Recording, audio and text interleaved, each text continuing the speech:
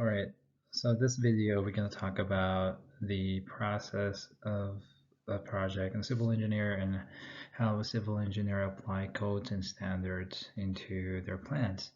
Alam nyo naman na now ang Servitasoft magpa-focus na sa codes and standards and making sure that the design and plans ng civil engineers meet codes and standards. So, ito yung video na to.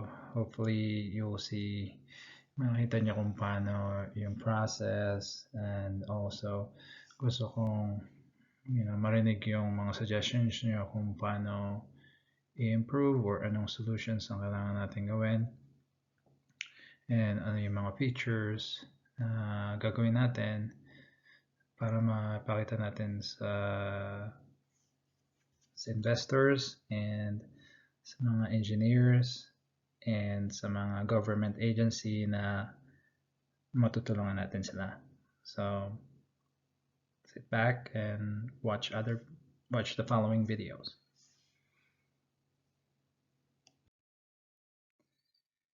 So sa video na to, we're gonna talk about the process, and we're gonna follow this order. We're gonna follow this in order.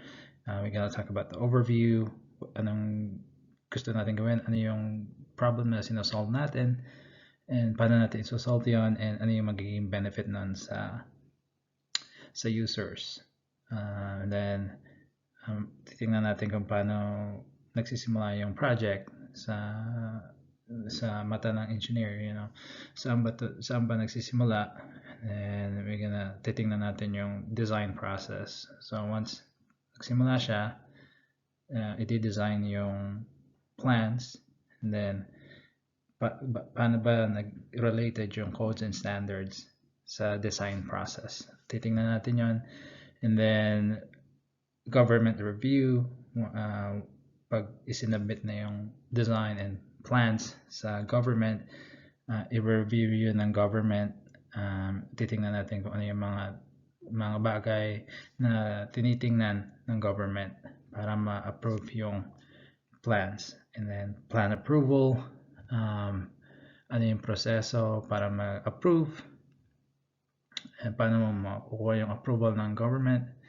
And construction, pag na-approve na yung plans, papasok na yung mga construction people.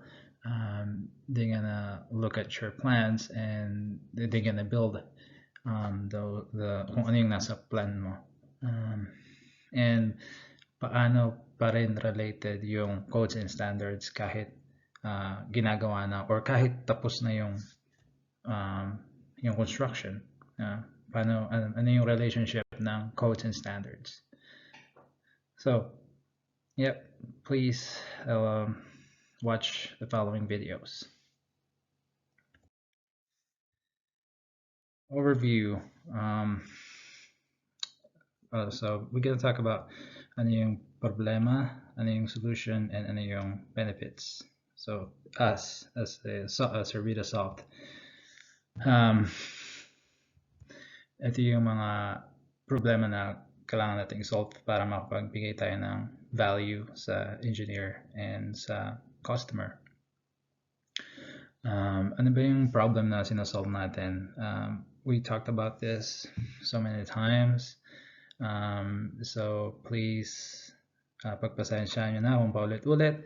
Pero ang problema the problem we're trying to solve is that there's so much codes and standards. There's so much different codes and standards. There's thousands of them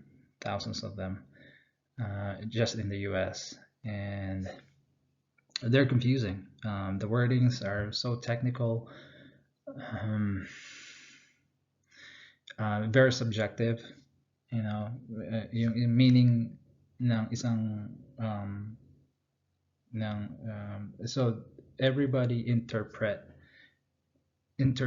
the codes in their own terms. So depende sa nagbabasa, meron silang sariling interpretasyon.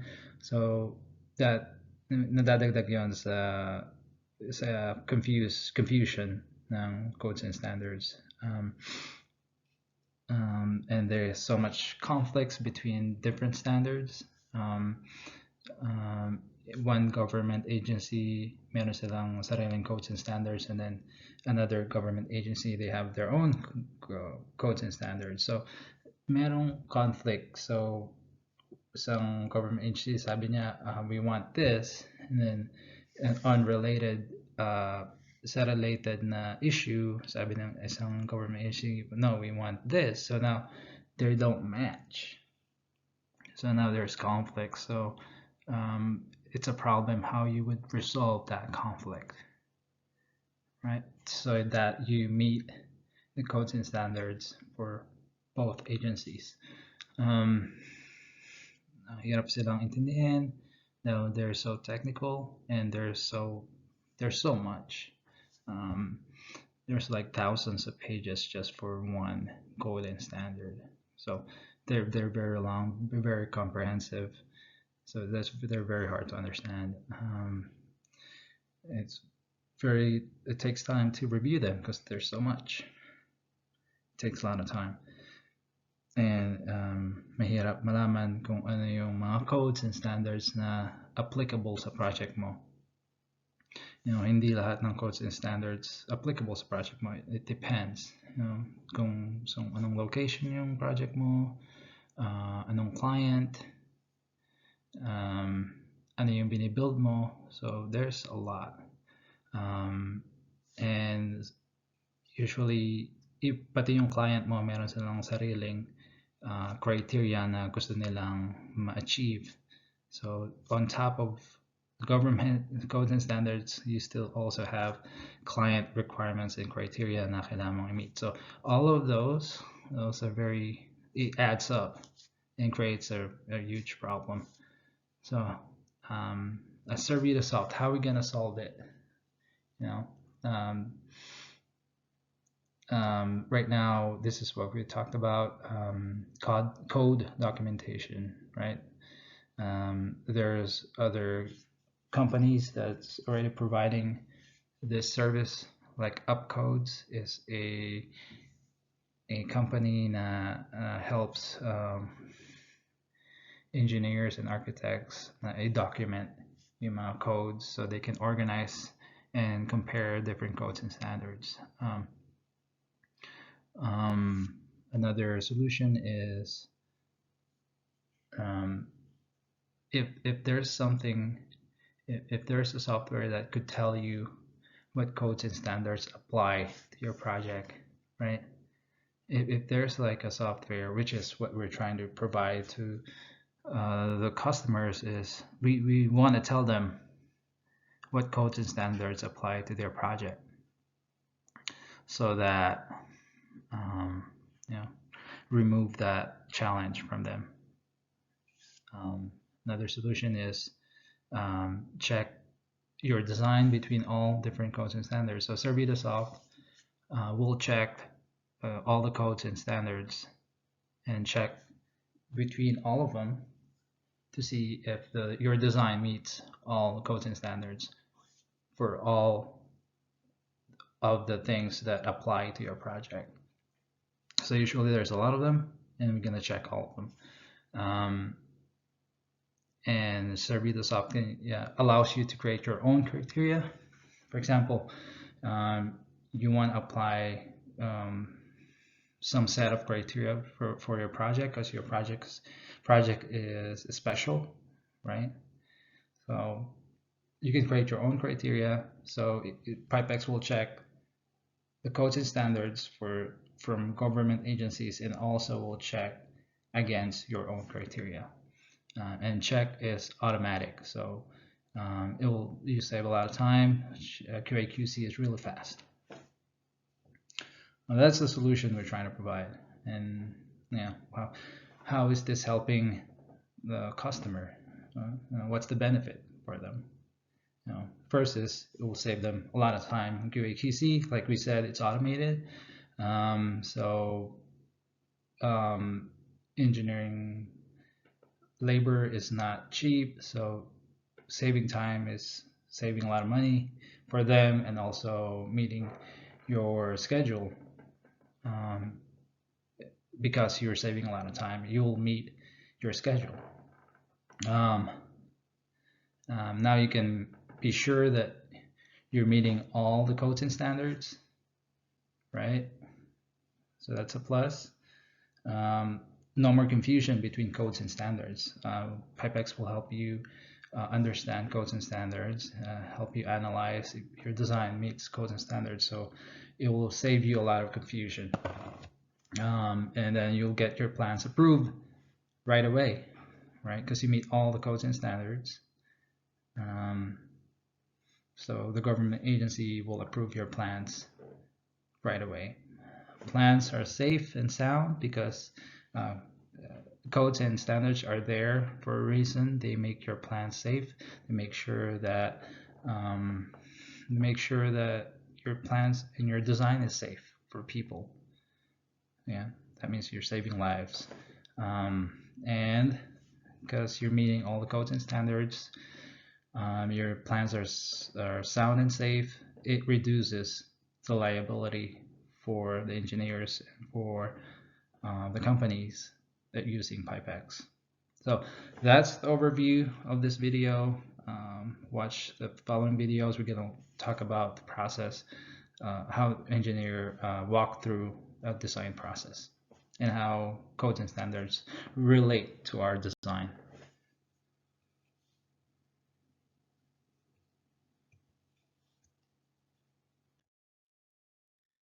Right. So first, the project starts.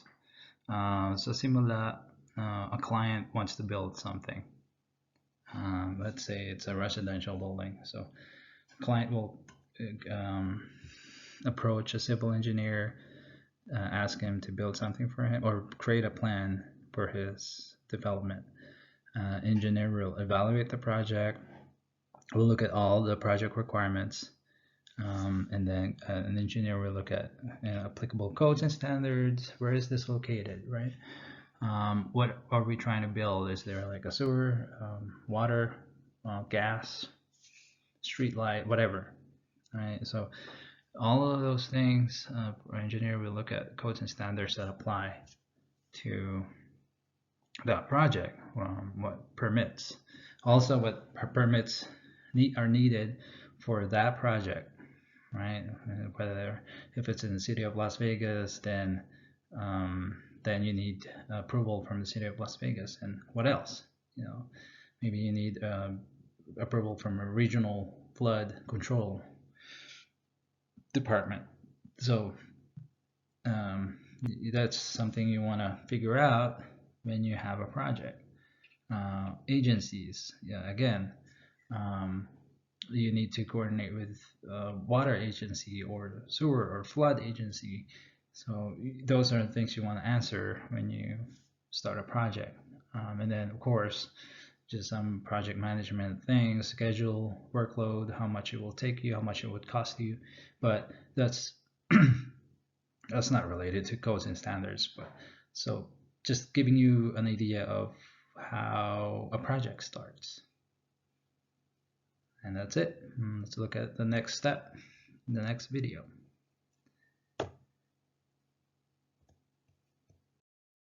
All right, so design. So after the project starts, now engineer can now start in the design process. So in the beginning, you wanna get an idea of what you're trying to build. So usually you make a sketch. You draw what you need. What room do you? How much space do you have in your site? So usually you just get a paper, you print out something, and then you have a pen or paper, you just draw, right? And then you look at different solutions. You look at different alternatives. What if you do it this way? What if you do it that way?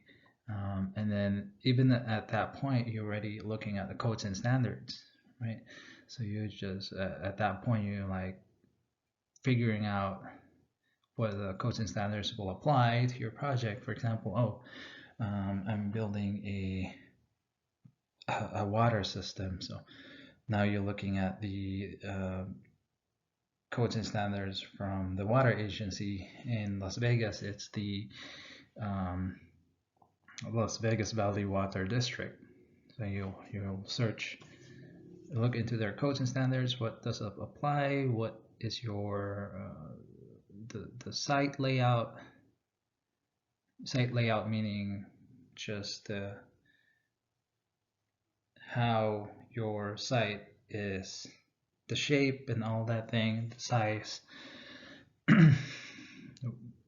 So you consider all of those things, and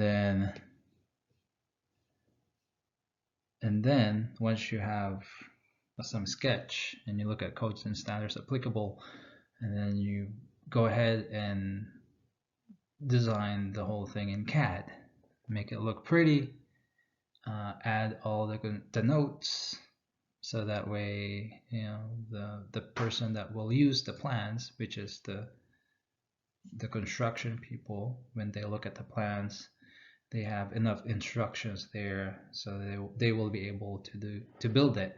So, and then once you add all the notes, right, it's all clean.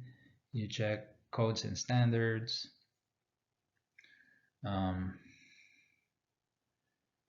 Usually when you're designing, what happens is you go to your CAD, you draw or whatever you're designing, for example, water, right?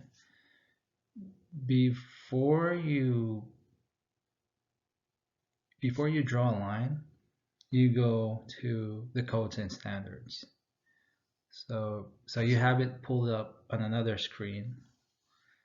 Then you have your CAD, and then you will look into, okay, how far do I need to be from this structure? Then you open your manual. It's usually always, well, most of the time it's in a PDF form. So you open your PDF, search through there, and you'll see that, and then okay, now I know I need to be 5 foot away from this structure. Okay, then now you design, and then you look at your system. Okay, what else apply to what codes and standards apply for my design?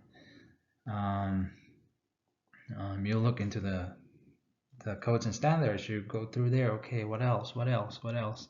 Oh, I need a valve for my design, or I need a fire hydrant. So you'll look into the codes and standards. What are the requirements for the fire hydrant? So it happens, you kind of like bouncing on and off, switching between your design and codes and standards as you design. So that's the workflow when you're designing. And then once you finish your design, you make it look good, you add all the notes, and then you'll hand it off to a QA/QC person. So a QA/QC person will check your design.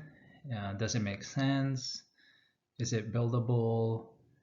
Does it meet all the criteria or the requirements for the project from the client, right? What they want. And also the QA/QC person will check if your plans meet codes and standards. Again, always have to check codes and standards.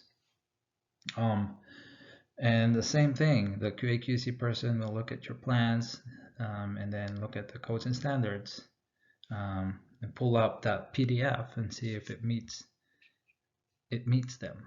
So that's how it works. And then you'll get red line, and then the QA/QC person will hand it back to the designer, and then the designer now will address all those comments. And once everything is done, we checked it, we corrected everything, and that's where we submit the plans to the agency for their review. So there's many different things in your plans.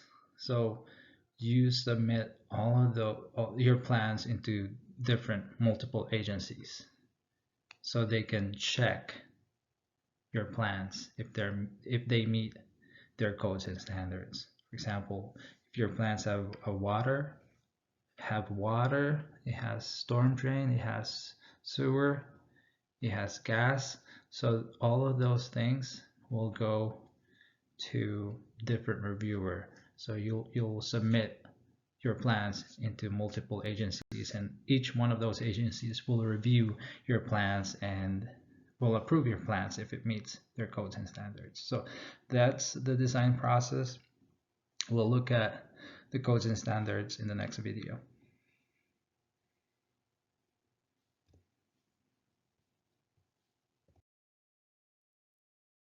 Okay, codes and standards. So we talked about the design process earlier, and we talked about how codes and standards, how it fits in the design process. So here we're just gonna focus on the codes and standards. So in the beginning of your project, you will research all the applicable codes and standards. So you know, where is your project located? If it's in city of Henderson, so you have to know what codes and standards apply for the in codes and standards applicable for a project located in Henderson. What are other agencies that have authority within Henderson? So you have to figure out all of those, and also you have to figure out, you know, what's in your plans. You know, you need to figure out all the applicable codes depending on what's in your plans. So if you have drainage in your plan, then you have to figure out what are the codes and standards for drainage. So you'll research codes and standards first, and another is there are thousands of different codes,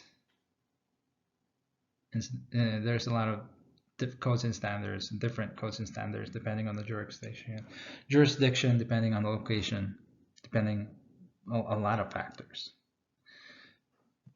And every engineer, every plans need to meet codes and standards.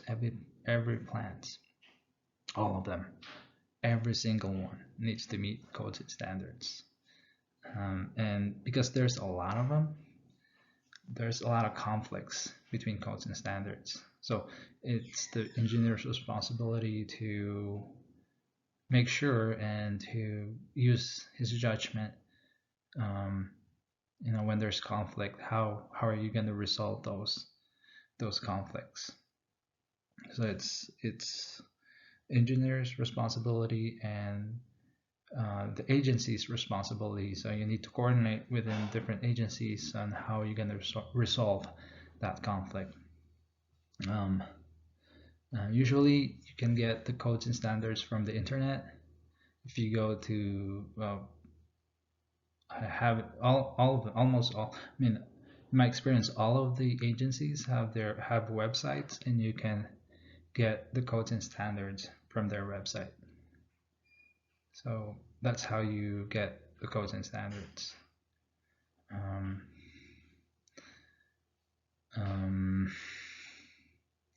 And then once you get all the codes and standards, and then that's when you reference them in your design. Again, as we talked about in the design process, you check your codes and standards as you design. You keep switching between your design and codes and standards, and making sure that you're meeting them. So hopefully give you a good idea of codes and standards and where we get them, how we use them. We're not going to go over we're not gonna go over. We're not gonna look at the codes and standards. Codes and standards is a a collection of criteria. You know that. Um, so hopefully you get an idea of what codes and standards is and how it applies to our design.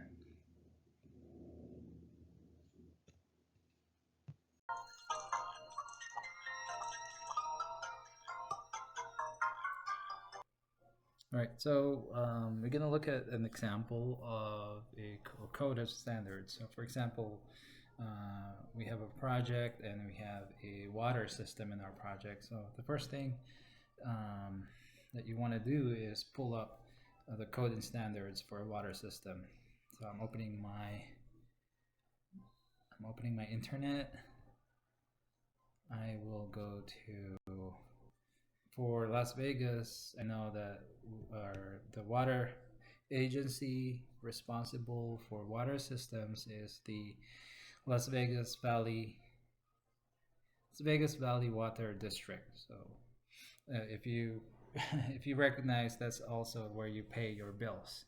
So they are the ones that provide water services in southern Nevada. So let's go to their website. We're gonna pull their codes and standards. I'm just gonna do this manually. So engineering resources, design, and then you want the design guidelines and manual and codes and standards. So this is their codes and standards for water system design. There's other also guidelines here, but for us, we want the Uniform Design and Construction Standards. In short, UDAX. So I expanded it. You can see you can download sections of it, but for our example, we're gonna get the entire design guideline, Uniform Design and Construction Standards. So when we design, we look into this. As you can see, it's there's 236 pages. There's a lot of policies, laws, definitions. You'll see here all of that. These definitions. If you keep scrolling, and I'm gonna zoom in, you can see.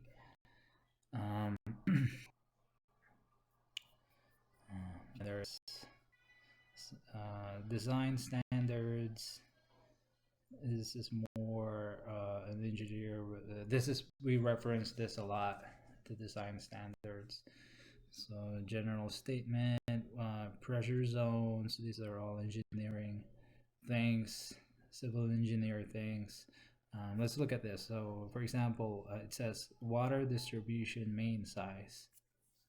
Main water distribution main, ito yung makikita mo sa kalsada nyo. Sa labas ng kalsada nyo sa street, that's what we call main, water distribution main.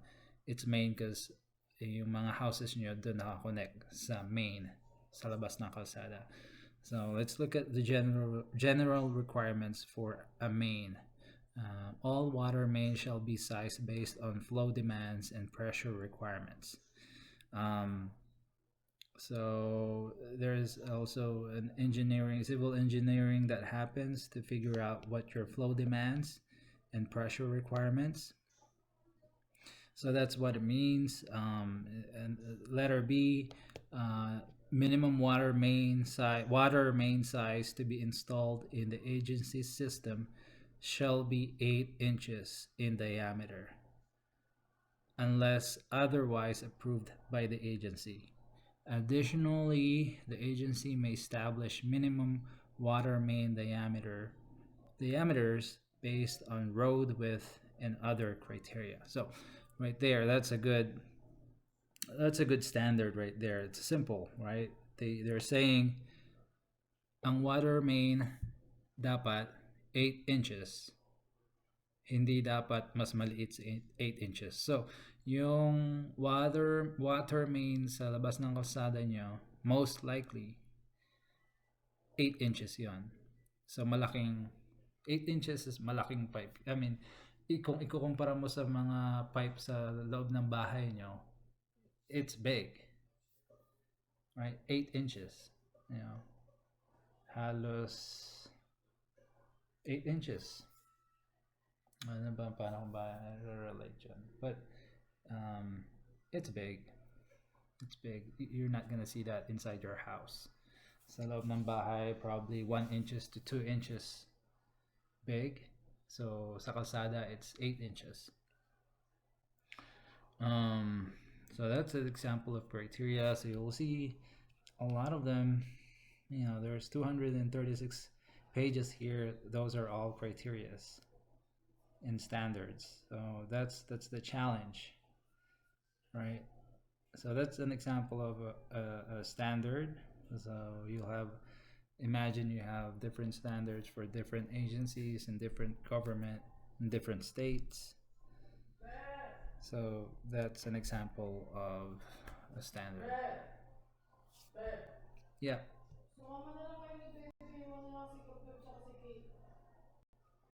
So once you submitted your plans to the government agency will review your plans for 3 to 6 weeks. 6 weeks. And agency will. It takes a long time because they're not just reviewing your plan; they're reviewing a lot of plans. So the agency gets a lot of backlog. So that's why it takes 3 to 6 weeks, sometimes longer, sometimes months, depending on what type of review you're doing. Agency checks the plans if it meets codes and standards again, and also check if your plans can be constructed. Sometimes it's dumb, you know. Sometimes people get lost into codes and standards and forget the reality of construction, right? Construction is very hard, so it's very hard, and there's a certain process that they do. So if your plan doesn't follow that process, then it's just not possible to get built. So the agencies check for constructability. Agencies also check for accuracy. It checks if everything matches. It checks if it matches the analysis. So every design there's an analysis, engineering analysis behind it, and to see if does it follow that analysis. Is it does it have the same number? That's what the analysis is saying, right? So it checks for accuracy. Everything matches. All the numbers matches. You know, some plans will have different material on one sheet, and then when you look at the next sheet, you're looking at the same thing, but now it's saying a different material. So that's confusing. So it checks for accuracy, and then the agency will return your plans with their comments. You know, whatever they see anything wrong in your plans, they will write onto it and then return it back to you. And then now the engineer will address those comments, or if the comment doesn't make sense, an engineer will argue those comments. Sometimes, different people have their own different interpretation of codes and standards. So that's when the discussion happens between the engineer and the agency, so they can be in the same page, and so they can resolve that. They can resolve, the difference in understanding. And then once the engineer addressed all the comments, they will resubmit the plans to the agency, and then again the process repeats. It will take again weeks. It will go back to step one. It will take weeks for the agency to review the the plans that you resubmitted. You go back to the same process. They will check the plans, go through all that list again, and then once they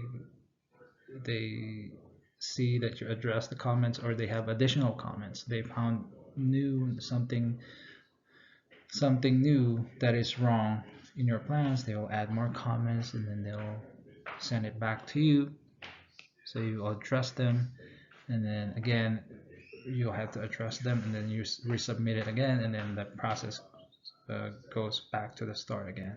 So that goes on until you address all their comments, and until they think that you already addressed all the codes and standards in that plan. So that process could take 2 to 4 times. No, it's very rare that you get your plans approved the first time. So average, this process takes 3 times. So that's why plan approval takes months. So that's the government review in a nutshell.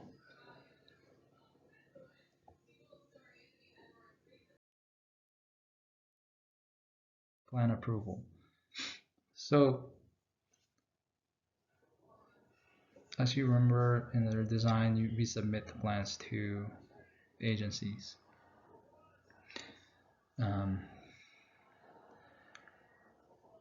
So plans get approved when the plans meets all the codes and standards, and also meets the criteria that are put forward by the agencies.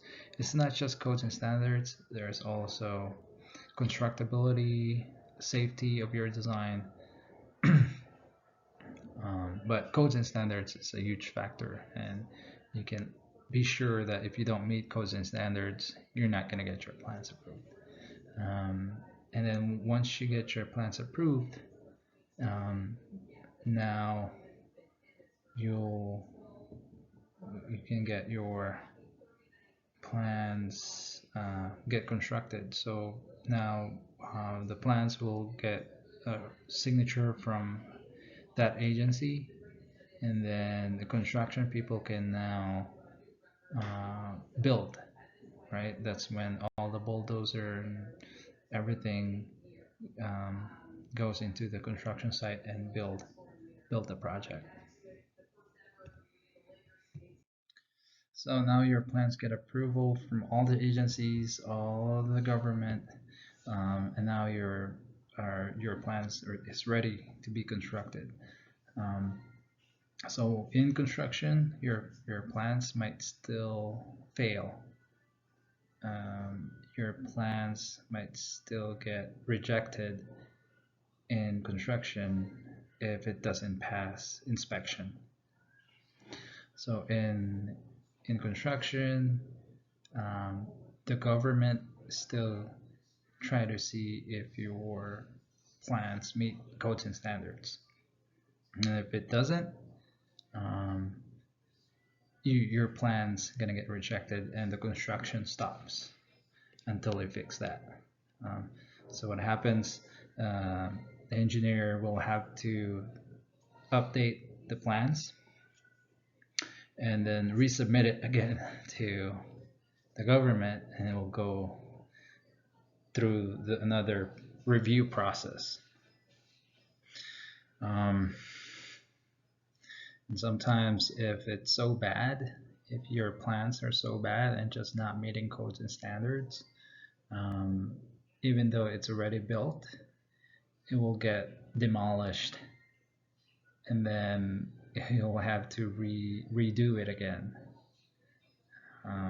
So that's what happens, and even though it's already approved, if you don't meet codes and standards, it might not be safe, and someone um, you know, might get into an accident.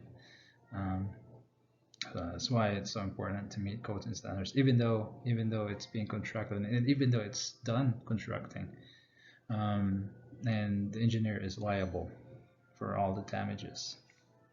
I know we already talked about this, but that's just how important codes and standards in a project. Um, it it's it's part of every step of the way. All right. In conclusion, codes and standards is a really big part. It's a huge part of civil engineering. Everyone in every project is facing this issue, is facing this challenge in every step of the way. In every phase, codes and standards is part of the project. Um, every all different states, every location in the United States um, needs to meet codes and standards. So there's a huge opportunity if we can solve this problem. Um, I hope this video will give you an idea and will let you formulate a solution.